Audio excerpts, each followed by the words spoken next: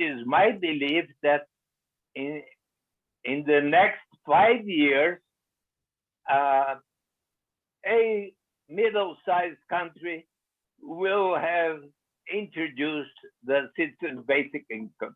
So perhaps Brazil will be this nation. But the word now is with you, Philip, please. Yes, so you referred to that other important moment for the progress towards a basic income in Brazil, which was this signing of the law, of the Suplicy law, on the 8th of January 2004. I was there and I was very honored to be there, and I made a little speech insisting on the importance of that event, not just for Brazil, but in fact for the whole world. And in the whole discussion about basic income, that event has often been mentioned. Had met, in fact, Fernando Henrique a few years before, but I came a second time then to Brasilia for the signing of this law. And then I thought, Eduardo has won it. So, and I proposed at the next Congress, which took place in Barcelona, I proposed, and the other members of the committee agreed, that basic income, the basic income European network should become a basic income Earth network. Don't give us sort of handouts, and so don't give us money, give us jobs. We don't want.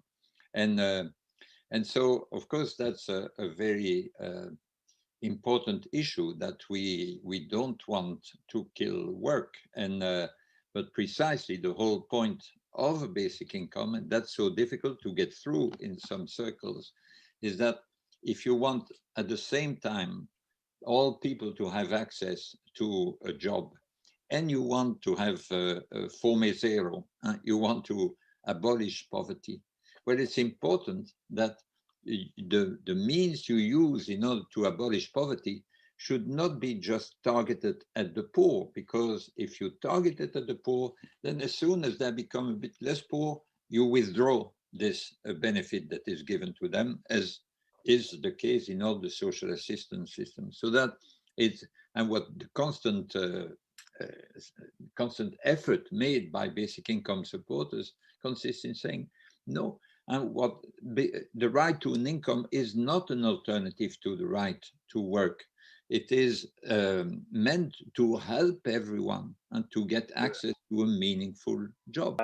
In the National Congress, it was formed in the year 2019, the Frente Parlamentar em Defesa da Renda Básica, the parliamentary front in favor of the basic income, with 220 members of the parliament, both federal deputies and senators. So I believe that our objective is becoming more and more near to happen. Free society, it's you make people free, not just by giving them rights, but by giving them the real possibility to choose their lives rather than be forced to accept a shitty job, a lousy job.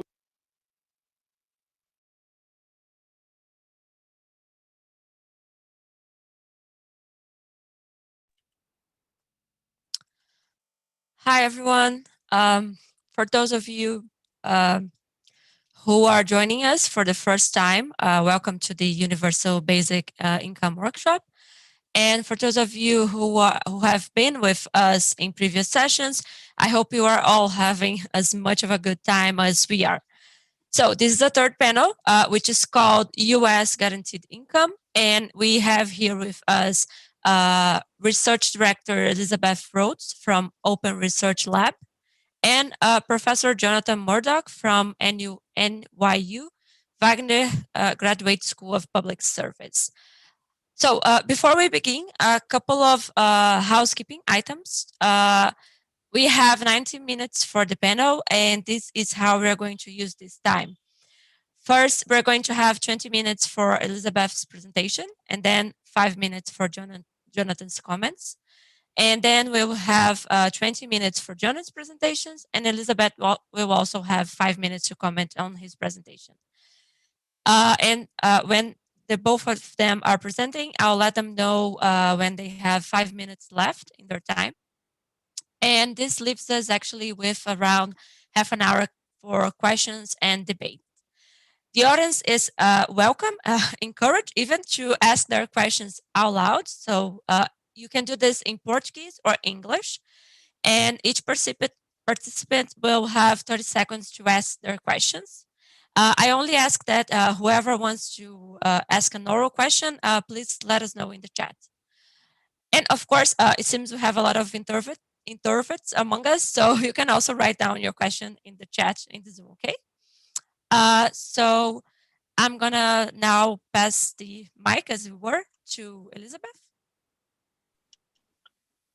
Thank you. Let me share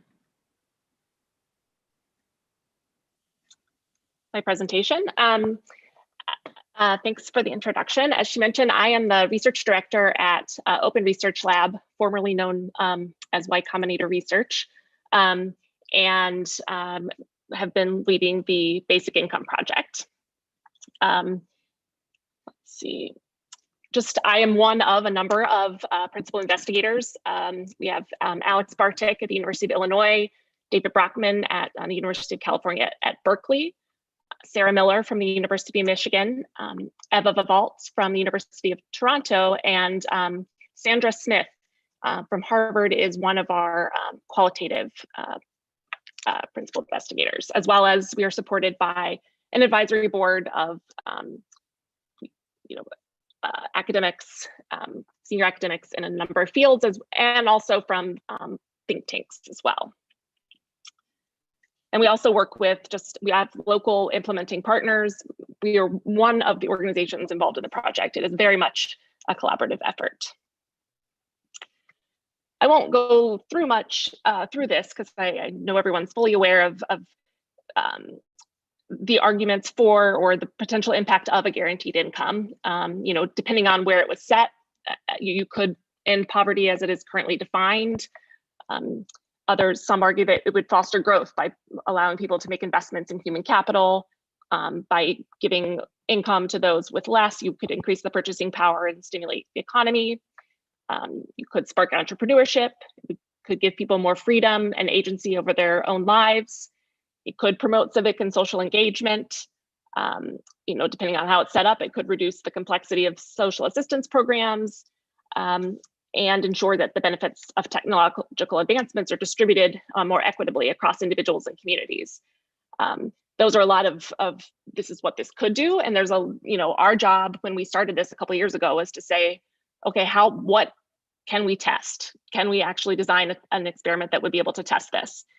The answer is no, one experiment can't test everything, but we have done our best over the past couple of years to weigh the different trade-offs. So we actually started this back in 2016. I ran a 6-person feasibility study in Oakland, California for a year. We've spent time developing and refining research instruments. We actually developed a custom payments processing system to deliver the monthly payments. We worked with partners to actually pass a law in one state where the study is happening to ensure that existing benefits were protected. It's a lot harder, I've always said, it's a lot more difficult to give away money than you might think. So we worked through that. We did another operational pilot in 2018 with about 100 people receiving small amounts of money just to iron out sort of the operational issues, look at how willing are people to respond to frequent surveys. And then we launched our main study in 2019. We're conducting a large-scale randomized controlled trial, as well as we have mixed methods. So we're also doing a pretty comprehensive qualitative project, which I will talk more about. I think our end goal is to create as much of this data set as possible, de-identified, be public. We really very much view this as a public good, and it could be used. We're collecting a vast amount of data, and how can it be used by other researchers for lots of different things? And so that's where we're working towards. So the study itself is a randomized controlled trial. We are working in 2 different US states. There are 3,000 participants. 1,000 are in a treatment group that receive $1,000 per month for 3 years. We have a 2,000 person control group that receives $50 per month, a nominal amount. We actually, as I will get to a little bit, we have another control group as well, but those who are actively participating, the control group receives $50. We figured, this could have, receiving this guaranteed income or this unconditional cash could have different effects across the life cycle. And in order to be powered, figuring out what we wanted to focus on, we had to make some decisions in terms of, how do we focus this? And one of them was we chose younger individuals. We wanted, more likely to be having children during this time. So we focused on individuals ages 21 to 40. And to be eligible, your household income could not exceed 300% of the federal poverty level, which at that time. So for an individual, it was about $38,000 US, and for a family of 4, it would be 78,000.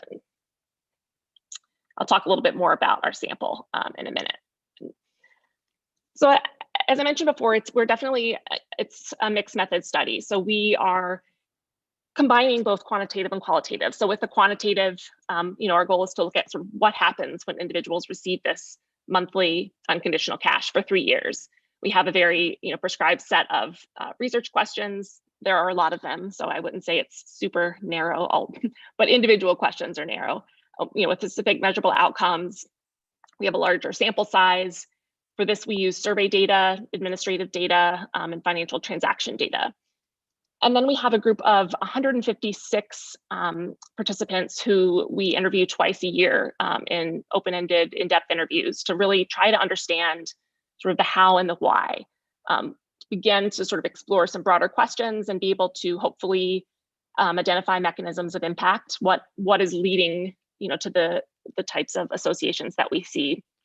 And also, I think we acknowledge that cash is not a silver bullet, and there's other things that people face. So what constraints and challenges do they face in using this, and hearing from them about how could we structure a policy differently, or what other supports need to be in place. And so again, this is through these in-depth interviews. And we also are what we're kind of calling a sequential mixed methods. We are able to then take this quantitative data that we're getting and devise our questions for qualitative to sort of explore things that we're seeing in the data that we might be less clear about, or we're maybe less expecting.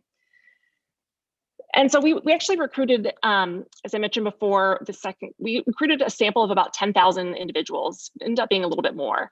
We wanted as random a sample as possible. We used several different methods, including mailers, targeted Facebook, Instagram ads, messages in a mobile application that people use to check their benefits. And then we did two different randomizations. So at the first stage, we grouped people up according to certain characteristics. So income level, race or ethnicity, and gender. And then we assigned them at the first stage randomization to either what we're calling sort of a program participation group or an administrative data control group. So they all went through the eligibility screening. We asked everyone for permission to access administrative data. And so the people that were then assigned, 7,000 plus, that were assigned to the administrative data group, they'll never hear from us again, but we'll be able to look at these outcomes. So we can try to understand obviously for participating and receiving $50 a month could have an effect. And so it's sort of a comparison on some outcomes for that group. Then the next group, about 4,000, we assigned it to this enrollment and enrolled them first in the program. So then, which is run by our nonprofit partners, we conducted a baseline survey, very extensive 2-hour-long baseline survey in person. And then due to COVID, it had to be switched to phone. Then using that baseline data, we conducted a second randomization into treatment and control groups. So then we were able to conduct lots of balance checks to make sure that as far as we know on every item that we had data for, that they were roughly, they were balanced, the samples were statistically identical before we then launched the first $1,000 payments for the treatment group. And going in, we had some rough targets. I can tell you a little bit more about where we actually ended up, but we aim to have a minimum of 20% non-Hispanic white, 20% Hispanic, and 20% Black. We ended up with about 30% of the sample is Black, about 22% is Hispanic, and 48% white, and then some others. We also ended up with a higher, we then compared this to sort of, we used the American Community Survey data to look at what our eligible population would look like, and it was more female. So we do have a higher percentage, it's more like 60-40 around there. We undersampled, we broke with household income, what we called high, it was like 200 to 300% of the federal poverty level, medium was 100 to 200, and then low was under the household income under the federal poverty line. And we ended up with about 38, 39 at low and medium, and the rest were in the higher group at enrollment. And again, for balance checks, we did consider a number of other factors. In terms of the data collection, so we're relying on active data. So we do have in-person/phone due to COVID, but enumerator administered baseline, midline, and endline surveys. We also reach out every month just with an email and text message for a short check-in.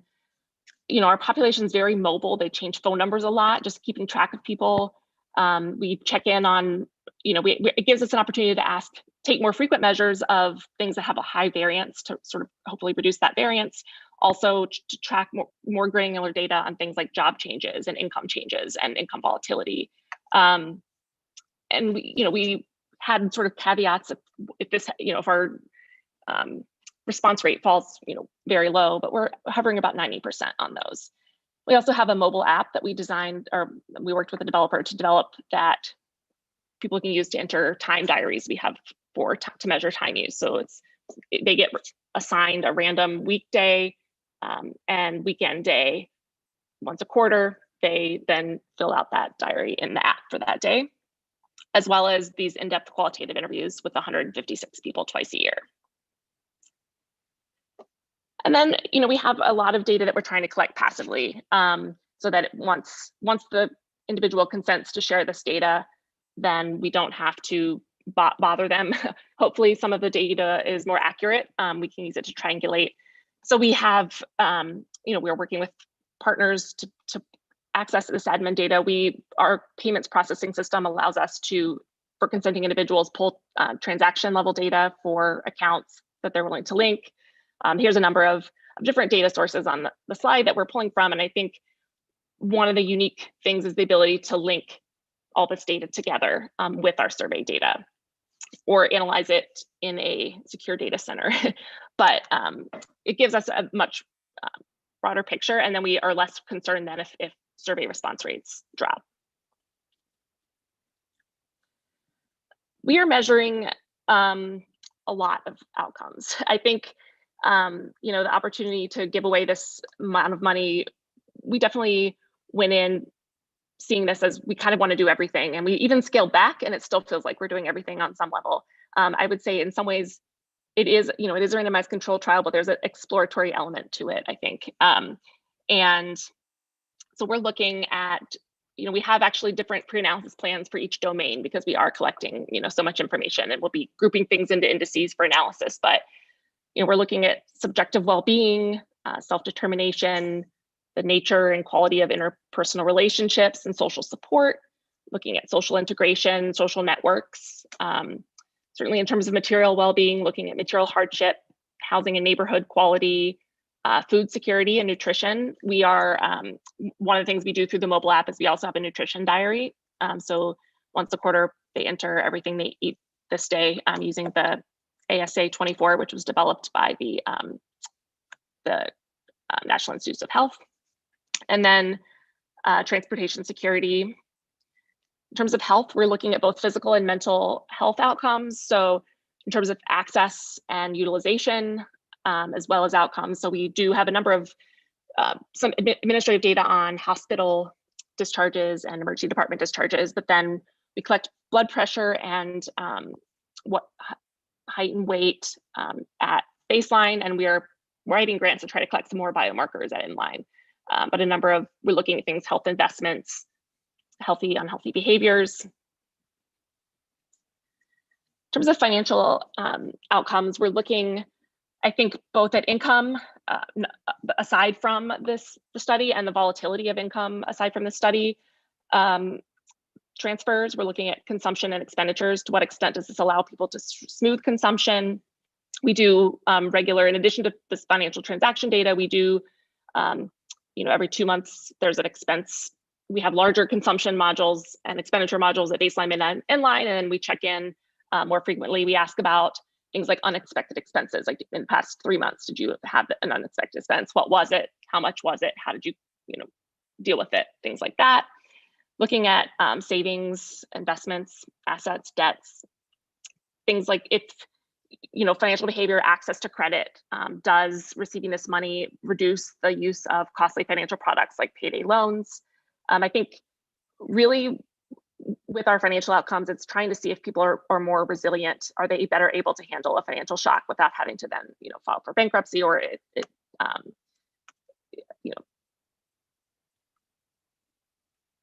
for time use, I think there's certainly been a lot of, I know the discussion in basic income is work or basic income, and people, if, the traditional economic theory would say that by, providing a non-wage income, you could incentivize more leisure time.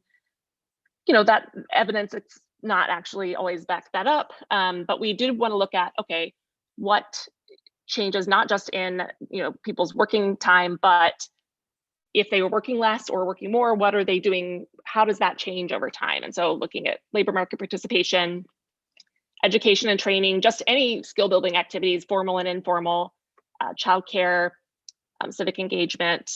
We have a couple of different methods with the time diaries to try to get at some of that. For employment outcomes. Oh, okay, great. For employment outcomes, we're looking at the number and types of jobs, the hours worked, job quality and job satisfaction. It's one thing that we've really come up quite a bit in our qualitative interviews, people talking a lot about their relationships with work, and does this allow people to quit a job that they don't like, or that, I heard the word toxic in several interviews lately, that it allows them to then, and gives them the time to look for a job that is more meaningful or a better fit for them. There's also a lot of interest with the scarcity hypothesis, looking at if, with the scarcity of money and the stress that involves, leads to worse economic decisions, just because, we're able to not think as far in advance. So we are looking at things like inhibitory control and attention, time preferences and present bias, and risk preferences. About at enrollment, about 58% of the sample had children. There were about 9,000 children in the sample. There's a number that have had children since they were enrolled. So we are looking at a number of child outcomes, both through administrative data. We ask parents permission to access that data, but we're looking at parental involvement, parental investments in time, and other types of investments in their kids, looking at non-parental care. And then we are looking also at a number of political and social attitudes and behaviors in terms of the attitudes about work, and do those change, political participation and engagement, preferences for redistribution, other regarding preferences. And pretty standard, our empirical approach on the quantitative side is really just, we're looking at these various outcomes I mentioned before. We are grouping, because we are measuring so many things, we're grouping them together. We'll be creating some indices, and looking at the effects of the treatment on them. We'll be using a lasso method to select covariates. And that's it.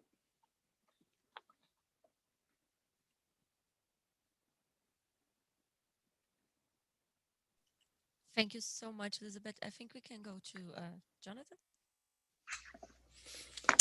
Great, thank you. Hi, I'm Jonathan Morduch. I'm a professor of economics, public policy at New York University. And I just want to say this is really, it's a great project. We're all really excited. Probably not quite as excited as Elizabeth is. So much work in the setup of the project. It really shows. And I know that you're all looking forward to getting some results, your first results, but the rest of the research community in the United States is also very excited about this project. And I want to say that it's important just to hold in mind in the US context that this study and the study in Compton, which I'll describe in a few minutes, they are important in that I think both of these teams have really been thinking hard about the statistics, really thinking hard about statistical power. And so at the end of the projects, being able to have some clear quantitative and qualitative results which are credible and which can inform the broader conversation in the US and in the world community. And that's really important. In the US, there's a lot of interest in guaranteed income, basic income, universal basic income. And we are seeing a lot of pilots now. And a lot of the pilots are exciting, but small. Maybe 100 households, maybe 20 households. We can learn a lot from them, particularly if qualitative studies are designed, but they won't yield the kind of quantitative results that the study that Elizabeth just described is designed to deliver. So I just want to start off by saying statistical power matters a lot. Most of the studies don't really have statistical power, and this is exciting. It's a great team. It's a really good advisory board, which draws from a lot of strengths in disciplines, and it really shows. I'm curious about a few things. I want to just ask a few questions. Elizabeth, you laid out that you really tried to maintain a balanced sample, create a balanced sample, including divisions over race, ethnicity, gender, income. And I'm curious about whether you are then going to divide the sample and look for results based on income, based on gender, based on race and ethnicity. And if so, what is your theory of change? What do you expect to find there? I mean, we might see different things. It could be that having a low income really is going to lead to having more benefit from getting extra income. Or it could be that being slightly better off will position you to take advantage of this money because you've got other qualities that are going to interact. So I'm curious about how you're thinking about that. And I'm also, to sort of wrap this up and get back to the idea of statistical power, I'm curious about your outcomes. You have lots of interesting outcomes. You've been thinking very hard about it. And of course, in terms of maximizing statistical power, at the end of the day, you have to choose, right? Yep. And so I'm curious about which of these outcomes are going to be your primary outcomes that you're really going to focus on, where you think you're going to see the most action. Is it nutrition, psychology, income, finance, health? And which do you really see as secondary or more exploratory? I think I will end there to give Elizabeth a few minutes to respond, but there's one other thing that I just want to highlight here, which is that as a 3-year pilot, it's not as long a project as we just heard from the Kenya project, which is many, many years, 12 years, but it's longer than most projects in the US, including ours, which is only 2 years. And so for that also, this is a really exciting project. Thank you very much. Yes, so, and we have, in terms of heterogeneity analysis, we, as a large whole team, we said that it's all exploratory. We did not pre-specify as in general, but for each, so we have different PIs that took the lead on topical areas. So we have, for instance, an employment and labor outcomes pre-analysis plan, and financial health. And so it varies based on outcome. In terms of we did pre-specify that we would break it down based on income in a number of different outcomes. We specified it specifically by outcome as a whole. We are going to definitely do the analyses, but it's largely, in most cases, I think it is exploratory because we weren't sure if we would be powered. But there are cases where we specified where we would break this down. And I think, as I've even seen, I think it, in terms of, I don't think it's a universally one higher or lower income. I think it really is going to vary based on like the outcome and the situation. And so I think being able to identify, even if coming up with developing sort of theories under what conditions this happens, is going to be really interesting. I think, you know, one of the reasons we did simplify our design, we struggled a lot with where we thought it took us a while to decide, you know, what to go with. And we did, you know, we thought about trying different amounts, different treatment arms, but one of the reasons we did just go, let's just go 1,000 across, was to hopefully be able to do more heterogeneity analysis and be better powered to detect those effects. And similarly, we did pre-specify, like a lot of the outcomes I did mention are, you know, secondary. So we sort of, in our analysis plans, you know, put forward which ones are primary. And I think it depends on topic area. It's hard for me off the top of my head to remember. You know, certainly within, you know, there's, I'm thinking about in terms of, yeah, like with different PAPs, we put what is primary. I think in terms labor market elasticity, hours worked, I think is one that's primary. I think within each sort of domain or topic group, we have one or two primary outcomes and then a number of secondary. And then, yeah. I'm thinking, did I address most of those? I think our original plan was actually we had hoped our administrative data only control group would be even larger, and we would be able to, right now we're basically using it as a comparison control group, but we were hoping the cost of recruitment escalated quite quickly, and getting a balanced administrative data only control group became quickly unaffordable. But we do have about 9,000 people in that group. It's just not as well balanced. It tends to be higher income overall. And I think we are powered, I mean, just across the board powered to detect like a 0.1 standard deviation without any correlation. Like we assume that there's going to be correlation with baseline measures, and we're hoping there's correlation with baseline measures, and that could reduce it to 0.7, 0.07 if there is about a what correlation. I think if we said if there's a 0.7 correlation, so that we would get then down to 0.07 standard deviations.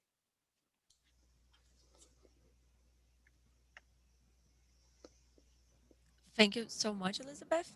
We can now move on to Jonathan's presentation. Great, thank you. It's really nice to be here. It's really such a pleasure. And Elizabeth's made my job a little bit easier by sort of explaining how that project works, because our project, we've learned a lot from what they've done, and we've built a lot of the same features, but there's some important differences also.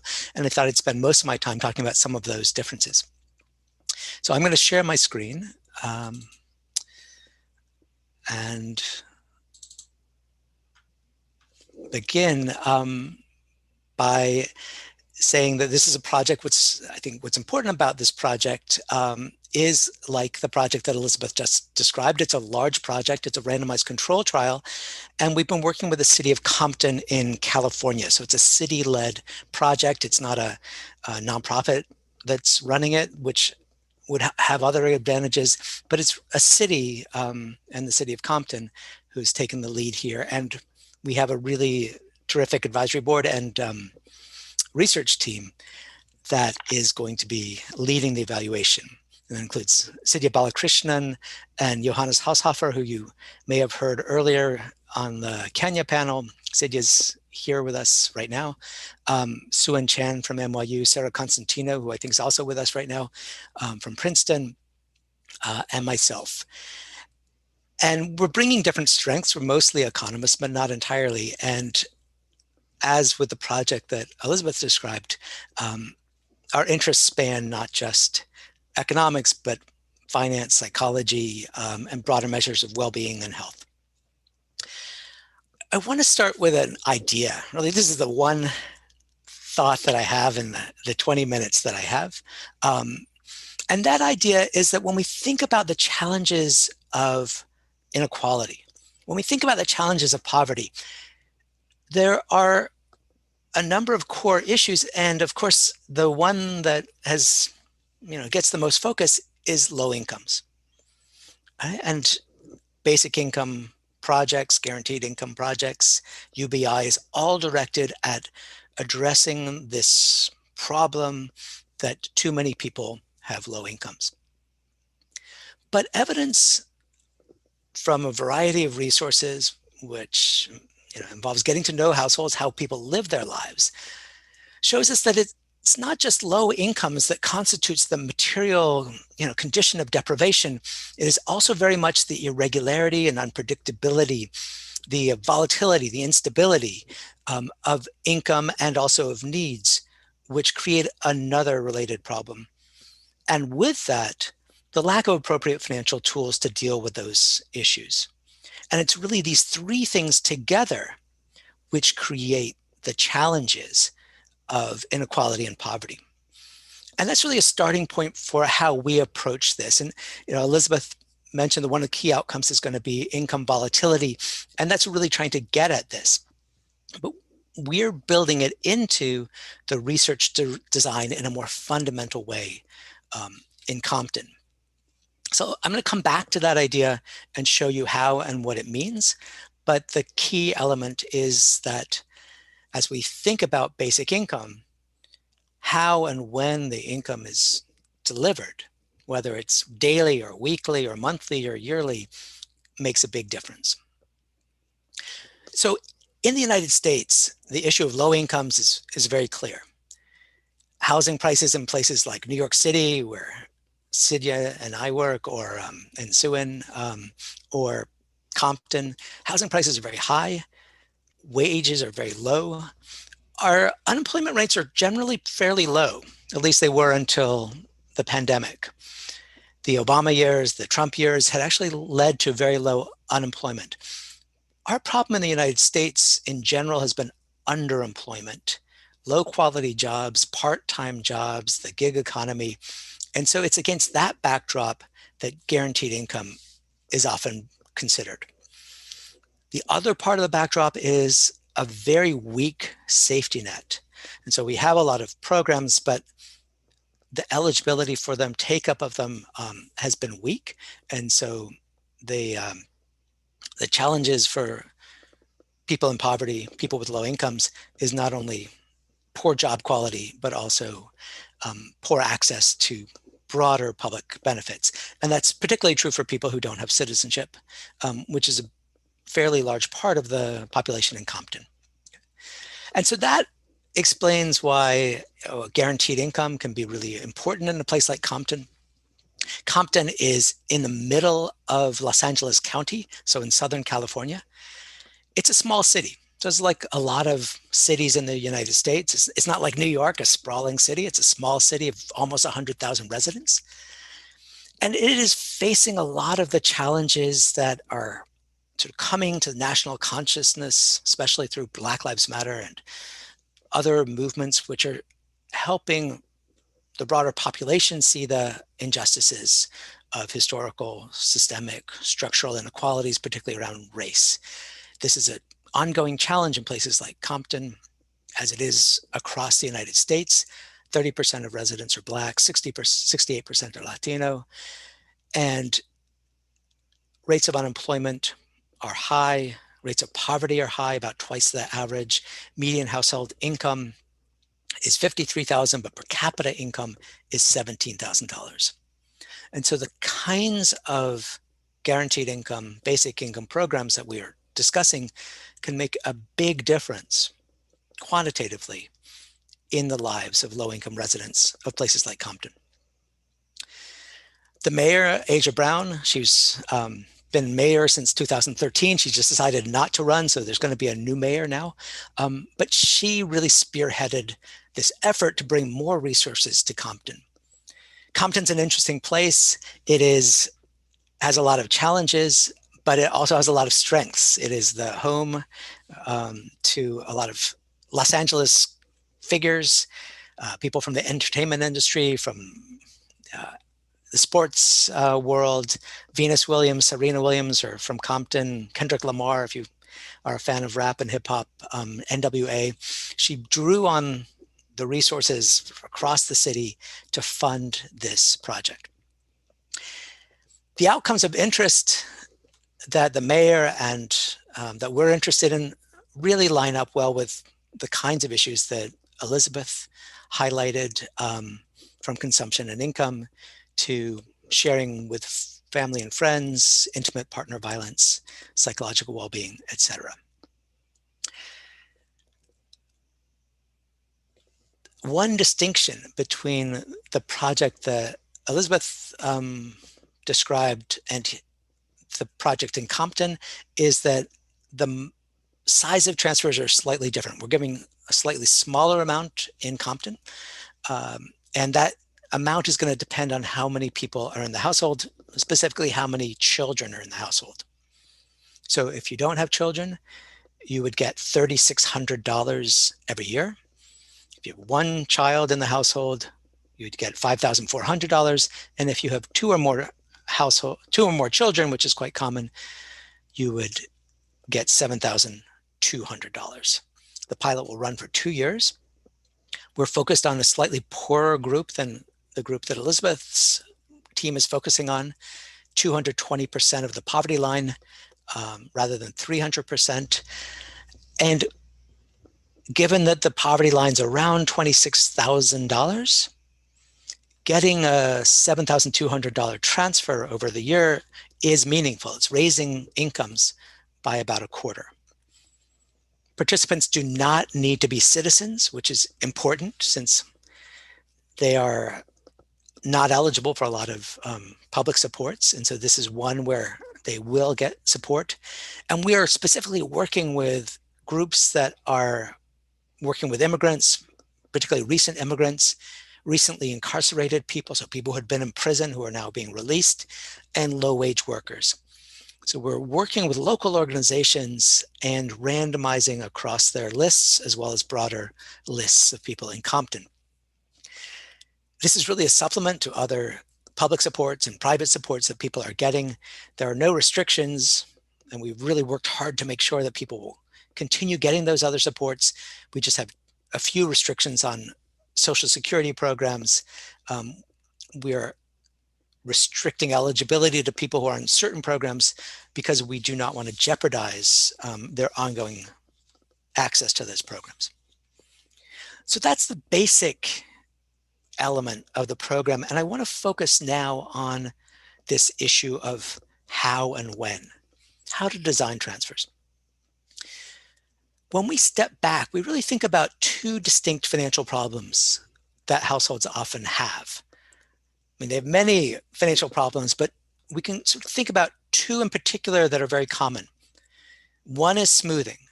Right? How do you take an amount of money that you get, perhaps once a year, and you want to stretch that out to times when you really need it, to other times of the year? And the other is spiking. Just how do you take money that's coming in at various points, maybe a little money every week, and how do you aggregate it together so that after a few months, after half a year, you have something meaningfully large? So we call that spiking. These problems are common. They often are problems that households are wrestling with at the same time, smoothing and spiking. It seems sort of contradictory. You're both trying to stretch out your money and also put it together. And that gives a sense of the challenges that households are facing. So I want to say a few things then on how we take that into the design of the project. So with spiking, right, aggregating your resources, in this case, it may be that it's most beneficial to households to get big lumps of money less frequently. So for example, the challenge might be that people get paid, say, once a month, but they actually want to make a bigger purchase. Maybe they want to fix their house or fix their car. And so they need to save up the money for 4 months so they can make that bigger purchase. It might have been easier for the household if instead of giving the money every month, we instead gave it every 4 months in a big chunk, helping them spike. in some sense, compensating for the challenges of that financial problem. And in fact, when we look at United States government safety nets, one of the most popular programs in the safety net is something called the EITC, the Earned Income Tax Credit. And it is popular because it comes as a big lump, a single lump once a year. It comes with your, when you file your taxes. And what it is a sort of a tax refund on top of your taxes if your income is around the poverty line. So it's in many ways one of the most effective anti-poverty policies that we have. And it's notable because it comes once a year in a big lump. So it's really helping people spike. People think about it for months ahead. They plan around it. And once they get that money, they do something big with it. And so on one hand, we have those kinds of transfers. On the other hand, we have a lot of government programs which give money once a month. That may be Social Security programs or food stamp programs called SNAP. The UBI proposals and pilots in the United States also have that feature. And that makes a lot of sense as well. Rent is due once a month. Mortgage payments are due once a month. And so by giving the money once a month instead of once a year, it can help people with those kinds of problems. But it introduces another kind of issue, which is the smoothing part.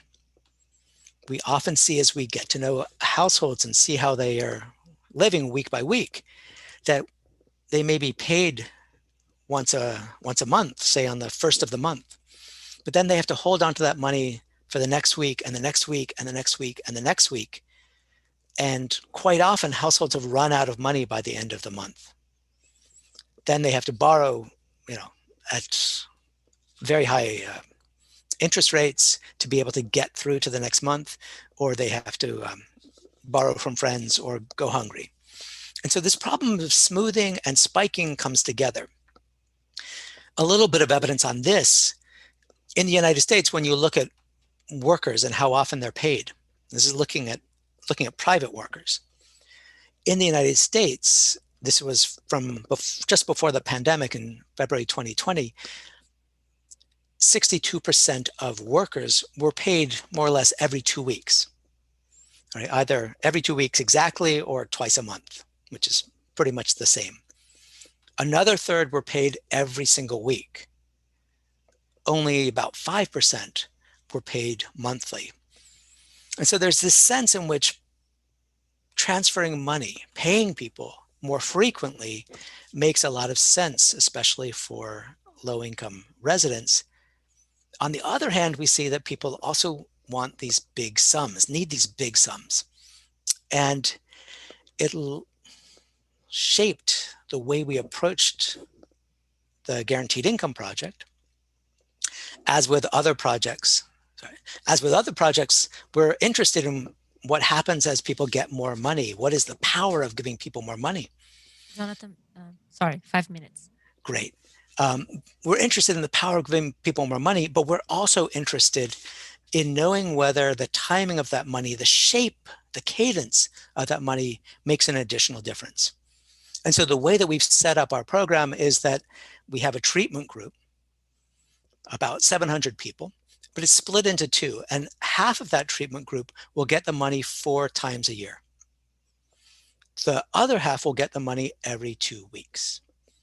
And so this will allow us to see whether that makes any difference in terms of outcomes in food security or saving or health outcomes, etc. And so that's really the setup, like the program that Elizabeth was describing. We have a fairly large treatment group, not quite as large as the one in her project, and then a control group of 1,400 households. What this means in concrete terms is that if we could look at households that have 2 or more children, there's going to be half of the group that gets $300 every 2 weeks, and the other half that gets $1,800 every 3 months. So that is basically the structure.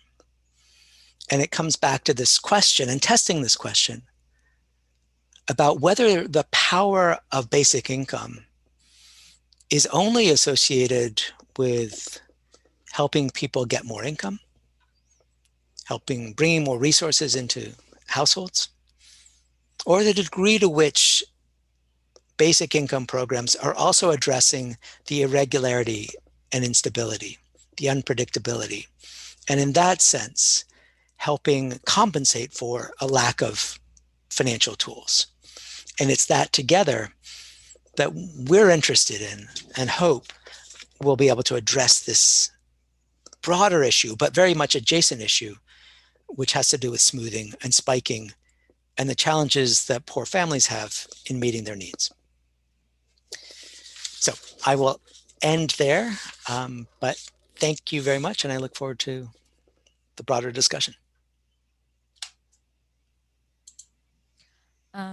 Thank you, Jonathan. I think we can let Elizabeth know. I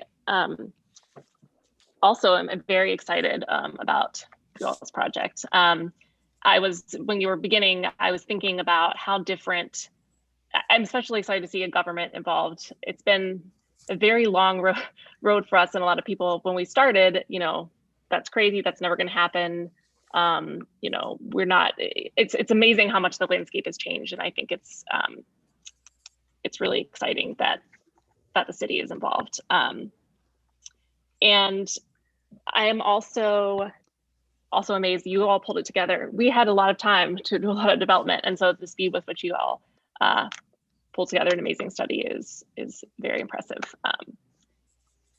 I think I am really also very excited about the lump sum, the frequency, I think more than testing different amounts. I think I've come to realize just even through our monthly surveys and looking at some of this stuff, at the importance to which on some level, I think the frequency could matter more than the amount,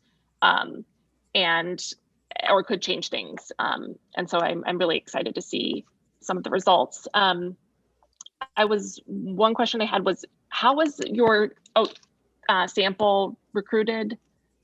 I think, but you mentioned through like community organizations, is that mostly? Okay. Cool. And also one of the challenges that we ran into was, how do we get the money to people? And we ended up, if they had an existing bank account, they're able to set up direct deposit and things like that. But I was wondering, and then we had to come up with a solution for individuals who didn't have a bank account. And then individuals, we partnered with an online bank. And there were cases where they couldn't get approved. So we have a reloadable debit card. But I was wondering if it was, so they're all getting paid with direct deposit, but through different methodologies. And I was also curious in terms of how payments are being transferred.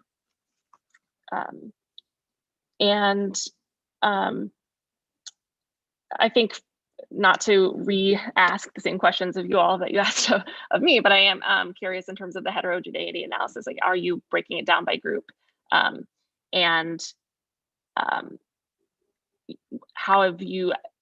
are you prioritizing, primary versus secondary outcomes? But exactly the same questions that you asked. But it's something we struggled with a lot, and we are doing a lot of indices, but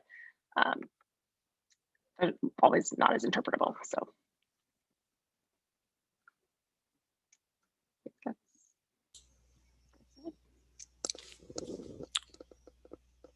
Great. Roberta, should I jump in? Yes, please. Awesome. Thank you. Thank you, Elizabeth. Those are great questions. And I want to say Sidya Balakrishnan and Sarah Constantino are with us. And so I may need to call on them for some details. But so it's interesting in recruiting a sample. As you know, a project like this, recruitment is difficult and really fundamental.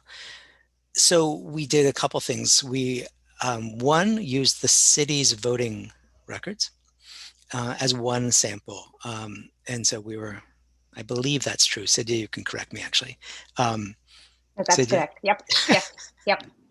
Thank you, Sidya. Yeah, so that really gave us a sort of a foundation. But in addition to that, as I was saying, we were working with particular organizations that the city and the mayor were particularly concerned with. One organization works with recent immigrants, another works with recently incarcerated people.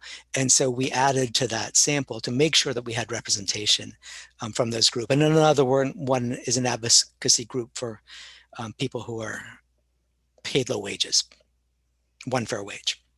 And so that was really the genesis of the sample, making sure that it was balanced across treatment and control. Right. I'll just add one quick thing. So our recruitment methodology was phone, email, text. So that's how we did it. And almost entirely our sample was online. So the text had an online link to the survey, and we did it that way. So, and that's why we are hoping that going forward, given that most of our sample can fill out surveys online, they will be able to fill out future surveys as well. Yeah. But creating the sample took a long time. Yes.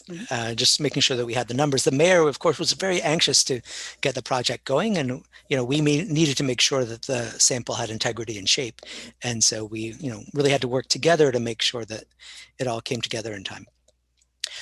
It's another interesting question about how people get the money, because you say, well, you should give people transfers, and people have bank accounts. They might be able to take the money straight into a bank account. But as you're saying, other people might not have accounts or might not want to put the money into accounts.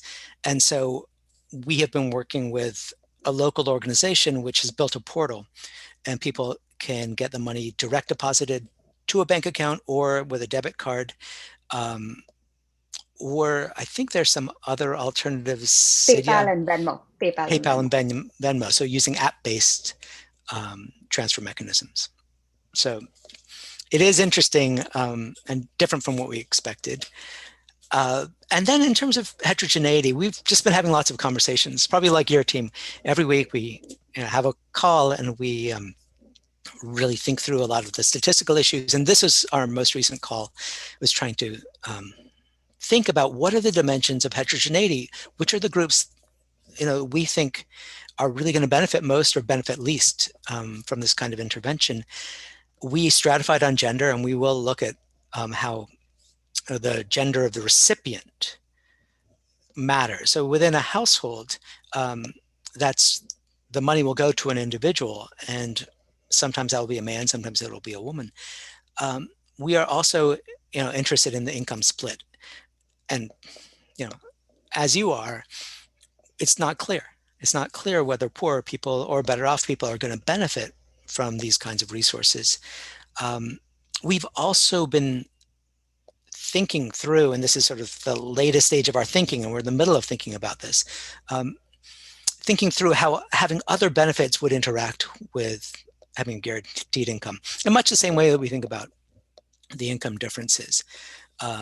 Will this just crowd out other things? Will it displace other things? So those are some of the key elements. And in terms of primary and secondary outcomes, we're still in the middle of this conversation.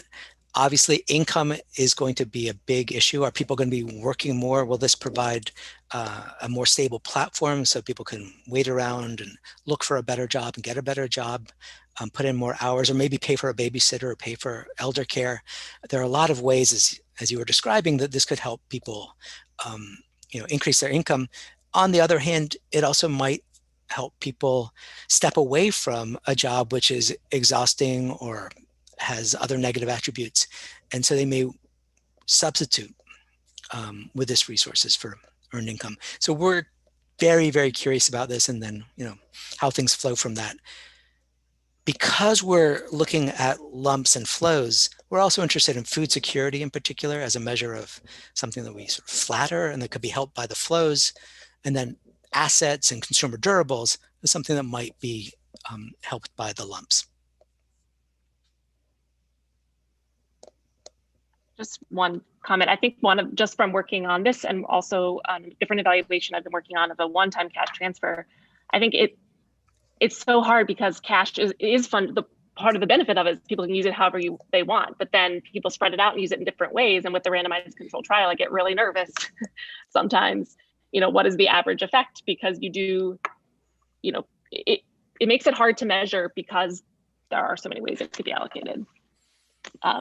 And you pay your rent and you might not get evicted, but then you might still be struggling with food insecurity because you didn't have the money to pay the food, but it doesn't capture the fact, it's hard to measure all of it.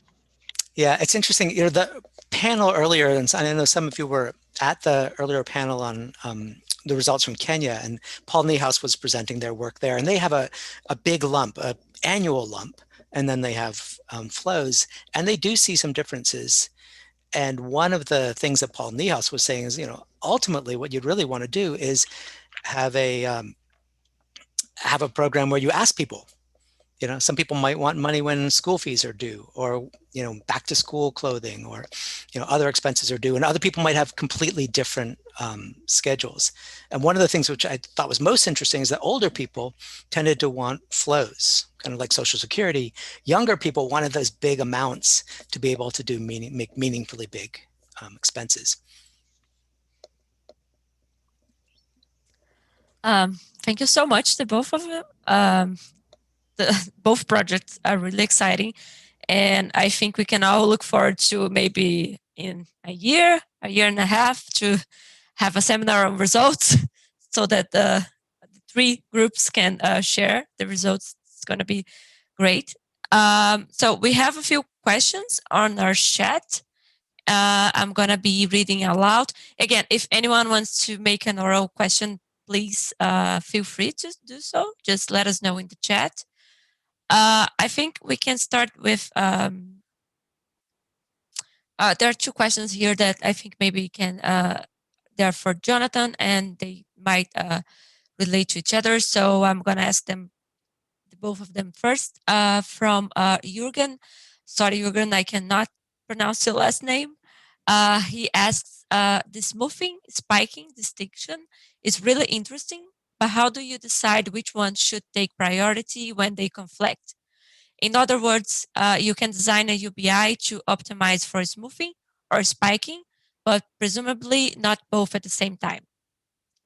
And Fabio Waltenberg from our team in the Morduch research asks, have you considered the possibility of offering a combination of biweekly and quarterly payments to fraction of the recipients, possibly addressing both smoothing and spiking?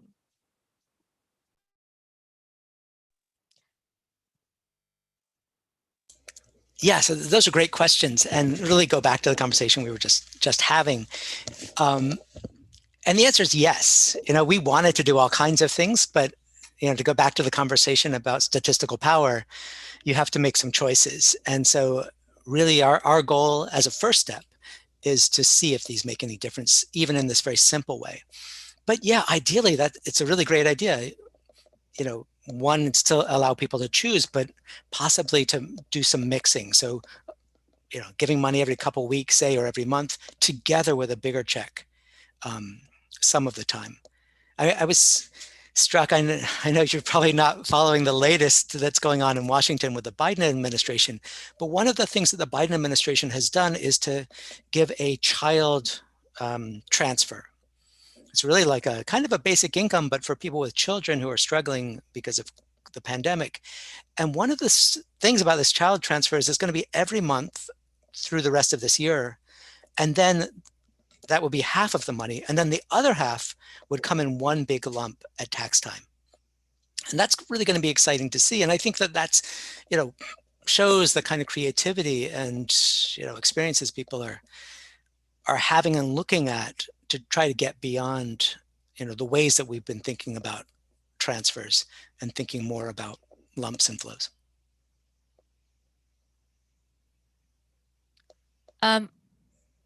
Then I'm going to ask one question from the audience to Elizabeth, also from Jürgen. And he asks, what, if any, are the key differences between the two states you are experimenting in? For example, are there different demographics at play, etc.? And also, well, I'm going to exercise my right as chair and ask one of my questions. I know you are still the it's still ongoing, the project, so I don't know how much you can share with us from the preliminary results. But if you could talk a little bit about any findings that you might have from the qualitative investigation on mechanisms of impact, I would love to hear them. Sure. In terms of the first, so the first question for the states, so one thing we did, and I didn't go into this as much when we were talking about the sample, but we also have, it's representative in terms of geographic types. So large, urban, medium urban, suburban, and rural. We oversampled, so we actually looked at, for those states, the percentage of people that live in those areas. We tended to oversample in both places from large urban, just because of costs, the travel costs. But we do have, I think about 14% of the sample is rural. And then we have, I don't remember the exact breakdown, but it roughly reflects the population. And in terms of the states, so we do have that within both states, but one of the things we looked at was existing benefits. So one, they're quite different on that level. I would say one is sort of more median to more generous, and one is not so generous. That was one thing we looked at, because it's going to coexist with existing benefits, and trying to understand, not only is it more generous in terms of the benefits that are available, but in terms of the process of applying and things like that. They are different regions of the country, so there is different, if they were representative of, like, if you're thinking Sun Belt, industrial coast, they are different in that respect.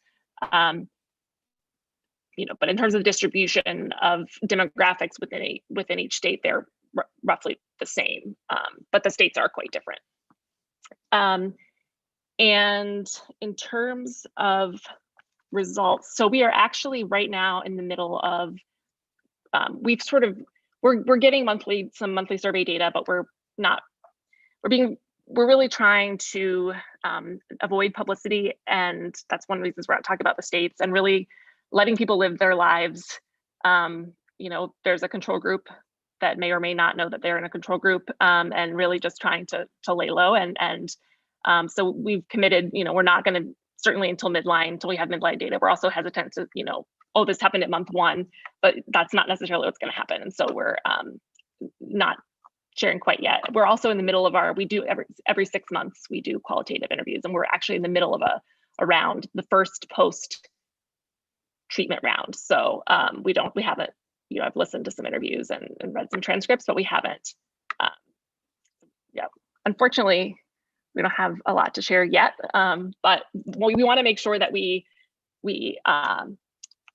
don't make any mistake, that we release data that's properly analyzed, and that we don't rush it out. So yeah, of course. There are some questions for the both of you, but before we move on to those questions, Jonathan, I was wondering, are the two groups aware that there are two ways of receiving the benefit? I imagine so, but and if yes, do you and your team anticipate this could somehow affect the experiment or the results, maybe some spillover effect, something like that? We did not tell them. So it could, and Compton's not that big, but it is a random sample. So it could be that people are talking and find out that way, and we will, I think this is really important. Elizabeth's description of the qualitative work is sort of perfect. We're also building a qualitative component, really perfect to try to understand how much people know about what others are doing and how they think about that and how that shapes their experience. But Roberta, it's a really important question. We don't really have an answer, but we're not telling them. And we hope they don't really share it, but we're not limiting information either. Got it. I want to say one thing, which you reminded me of, which is really important with these pilots. When we think about a real universal basic income, right, which is really universal, it's a very different thing because everybody gets it, right? And here it's just a person over there, and then a person down the block, and a person a half mile away, and it's more likely then that if people around you find out that you're getting this money, that they may come and ask you to borrow some money, or they may treat you a little bit differently, or all kinds of things could happen because of the nature of the randomized control trial. and the fact that we have to do it this way. And that's really been one of our bigger concerns.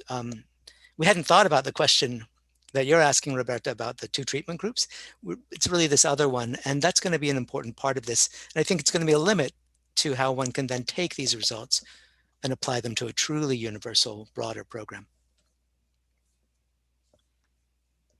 I would also just, we did a cluster, so we limited the number of people in census tracts. We were very intentional about trying to reduce spillovers because, and so we actually surveyed everyone before we did treatment assignment to see if they knew anyone else in the program. And if they did, we did clustered randomization at that level to make sure they were the same treatment status. It was very few. I mean, there were, I can count on one hand the number of people that knew someone else, or that said they knew someone else. That's interesting. So I'm going to move on to a question by Leandro, who is also from our Brazilian team.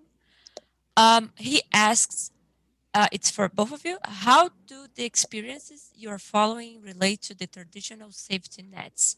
Are beneficiaries or part of them receivers of the EITC benefits, for example? We are asked a lot about Bolsa Família and Marica's basic income program. And at the very end, they do share instruments like Cadastro Único, which is a database in Brazil. If you want to start a little bit.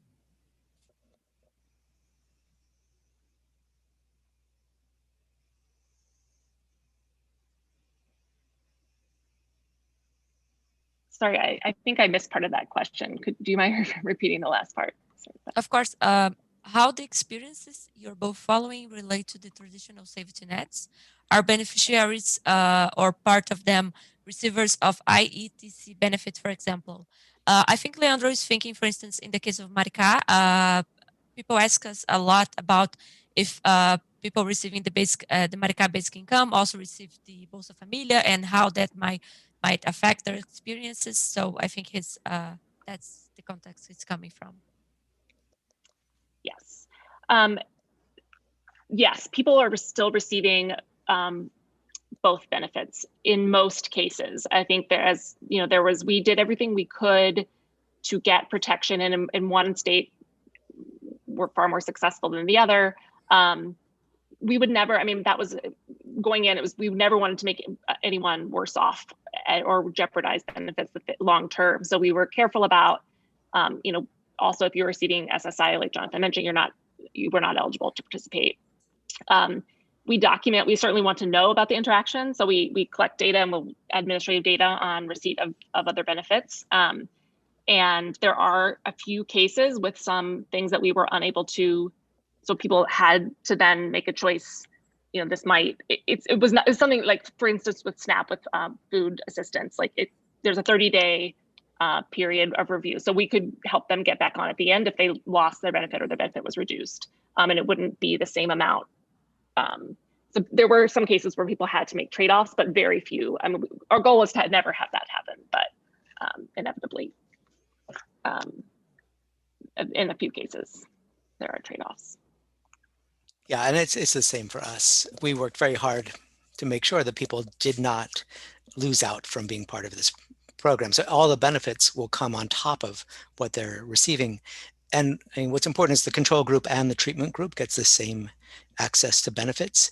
I think that one of the interesting questions, and this sort of goes to what Elizabeth is saying about the interaction, is, do they come on top of each other, or might it be that people who are in the treatment group who are getting the transfers may be less aggressive in signing up for all the benefits they could get?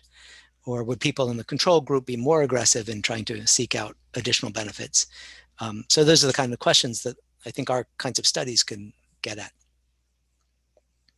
But I'm curious, in America, to get to Leandro's point, everyone is still eligible, right, for Bolsa Familia and other programs? Yes, people can receive both. And well, I don't mean to take up your time, but it's very interesting because we're very interested to see if there are differences between households that receive Bolsa Familia and the basic income, and households that only receive one of them. And we have noticed that people are really interested in that. So hopefully we'll have results also to show about that. Again, for the both of you, from Jürgen, what is your take on running an experiment that is then suddenly impacted by a pandemic? Have you identified aspects where COVID and the economic fallout has messed up your experiment? Well, I felt that in my bones. I think this might also relate to Paul's question. So I'm going to ask his as well, and then you can address both of them. As someone who, like so many of us, is right now on a team working to carry out a large-scale field study, I'm curious to ask, what are some of the principal challenges you have faced so far or anticipate you may face in the implementation of your respective studies? If you want to start, Elizabeth. Sure. The randomized control trial helps in that, in terms of stimulus payments, both groups are getting it, but we were not particularly excited. We actually, enrollment was delayed somewhat while we transitioned from in-person. So the payment started a little bit, everyone started receiving the control group payment, but the treatment was pushed back just a little bit. Obviously, we were hoping that, there might be more return to normalcy, but at the same time, I think in terms of what it would,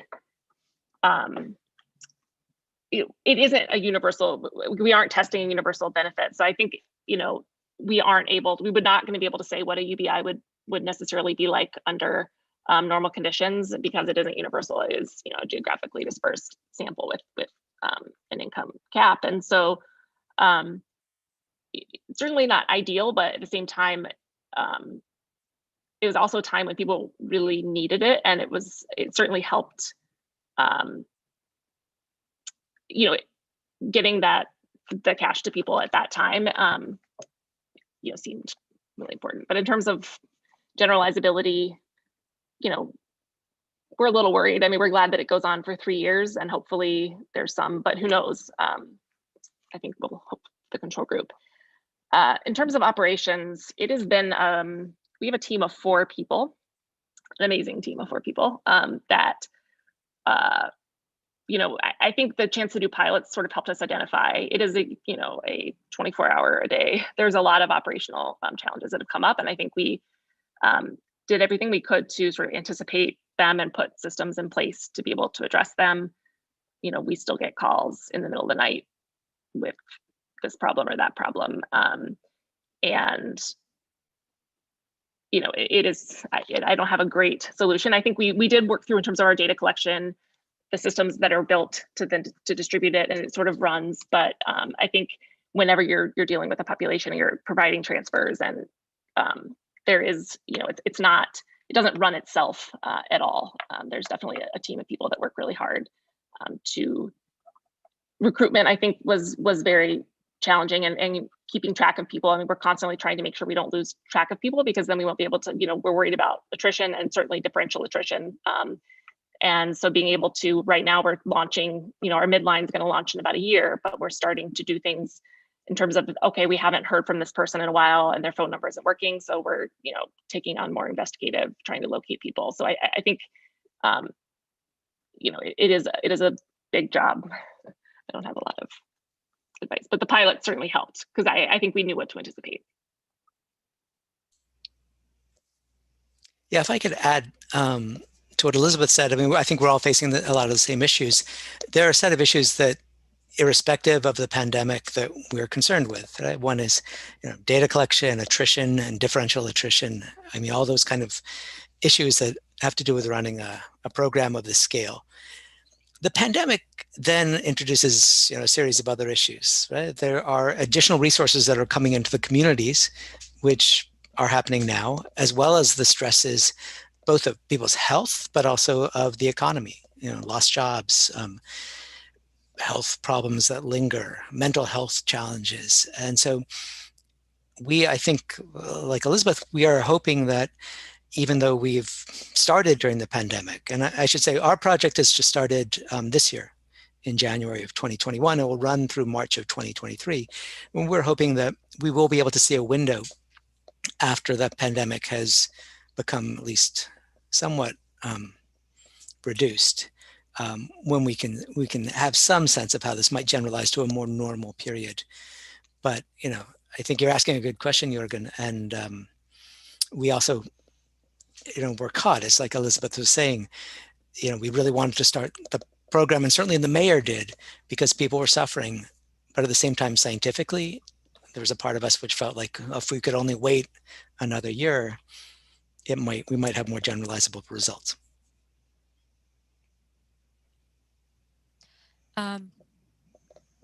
So there is a question from Gustavo Cunha. It's a bit long. He starts by commenting that it's clear that both quantitative and qualitative outputs have strengths of guaranteeing income at both individual agency and social integration dimensions. But I wonder if the same could be said about interpersonal relations, particularly regarding such concepts as solidarity, reciprocity, and recognition, which appear prominently in political discussions nowadays. So specifically to Elizabeth, he asks, do you think such things could be qualitative measured?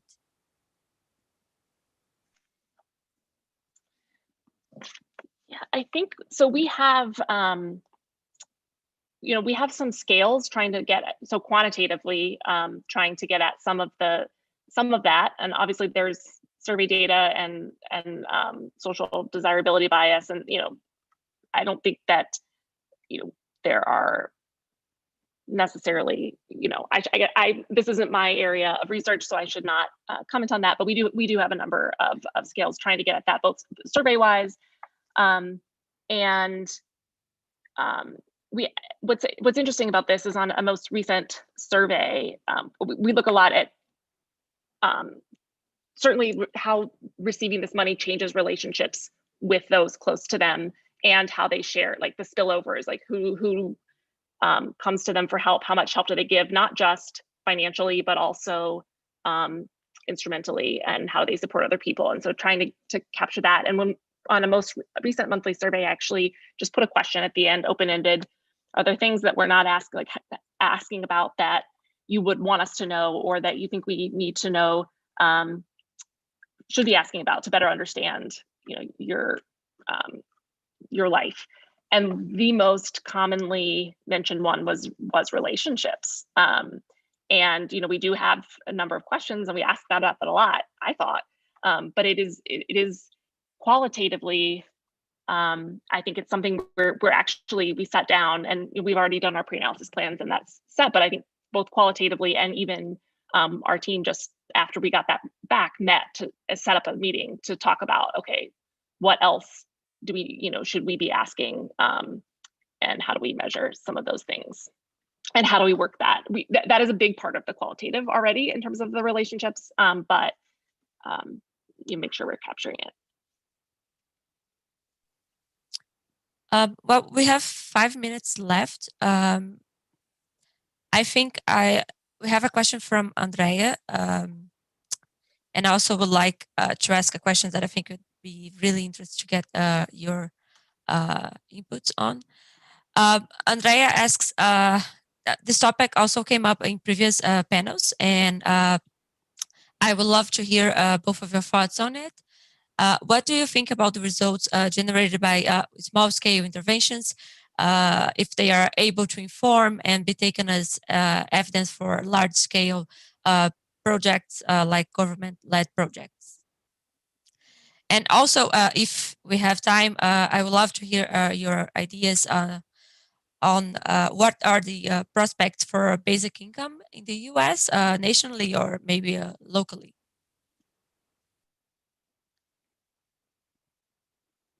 You want to take this one first, Jonathan? Sure. Yeah, it's a great question. Yeah, I think one of the interesting things about our project is that it actually is run by the city. And so we are interested to see how that city-led project, and the fact that it does come from the city, we don't have a control, we don't have an alternative project to compare it to in Compton, but whether that makes a difference. And that may come through, particularly in the qualitative evidence. Yeah, I think that I mean, it's a good question. When we look at projects around the world, education projects and other projects, when an NGO implements them, we often see these big effects. And then when a government school implements them, we don't see the same kinds of effects. It's hard to tell here. I mean, money should be money, but the place that I think this may be particularly important is that conversation we were just having around whether it's really universal or whether, because it's sort of smaller, said if we randomly choose people, and so we're not blanketing an entire neighborhood, that could be a fundamentally different, qualitatively different sort of experience for people. It could have price effects, it could have social effects. And so there, I think it's the fact, not just that it's non-government, but that it's small scale in that particular way.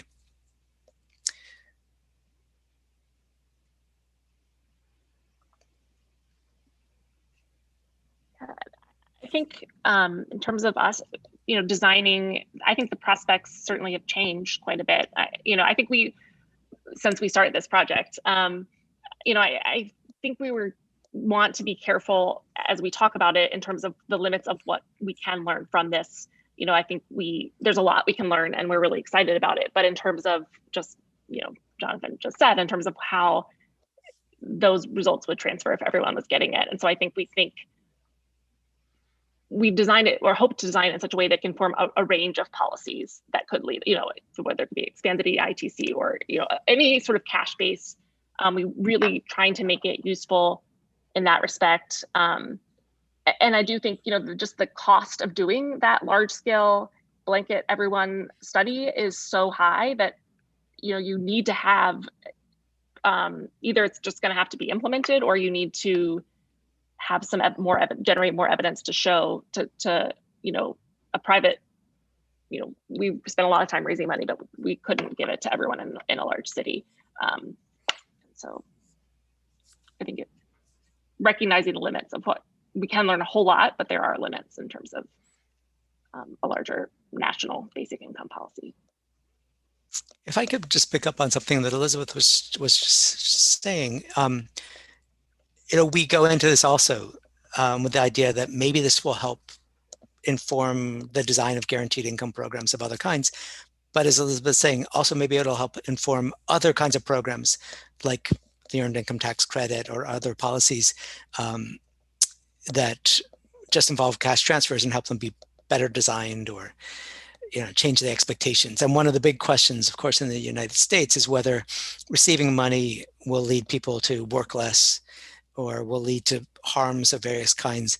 And I think both of our studies at least can help establish, whether the degree to which that's a real concern or not for a whole range of public programs. Okay, then.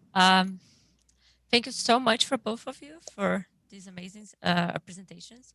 They are very stimulating, and I know we all look forward to seeing the results from both projects. And thank you, everyone, for being here and for engaging with us in this discussion. The video from this panel will be available on YouTube, and the link for the next activity is in the chat. So we'll see you there. Thank you so much. Thank you so much. Bye, everyone. Thank you very much. Bye.